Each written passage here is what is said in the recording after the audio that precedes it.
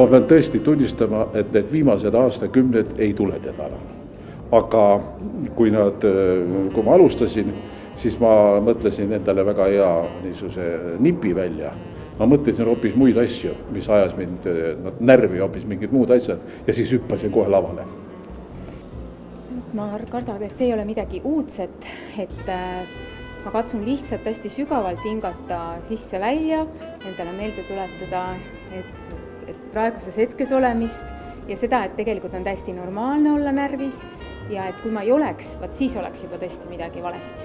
Pean kahetsusega tõdema, et mitte iga kord ei tule see lavanärv peale, aga õnneks on võimalus anda ka päris tihti niisuguseid kontserte, kus see lavanärv tuleb peale.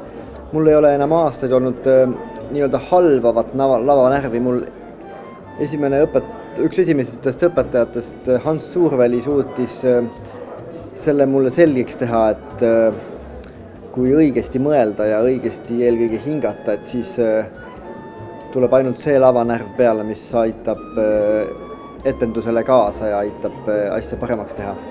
On erinevad hingamisharjutused, väga tõhusad, see on see, mis ma õpilastele lahkesti jagan, aga ise vahetult enne lavale minekut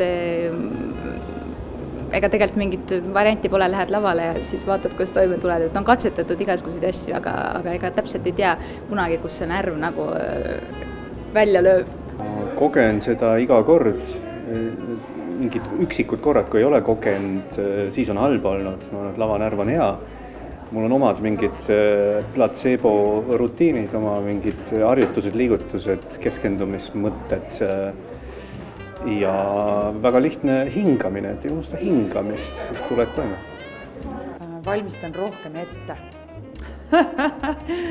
Et ega seda lavanärvi miski muu ei võta maha kui ainult see, et lihtsalt veel rohkem ette valmistada, et viimase momendi konstruktiivsed mõtted peast läbi lasta.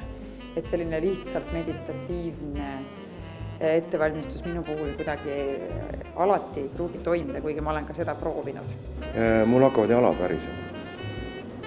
Aga sellest saab ruttu üle, aga see on väga hea värin. Ei pabista väga. Tegelikult ma vist ei mõtle üle, üritan mitte mõelda üle ja head naljad enne lavale minekut ja siis on selline lõgastunud olek.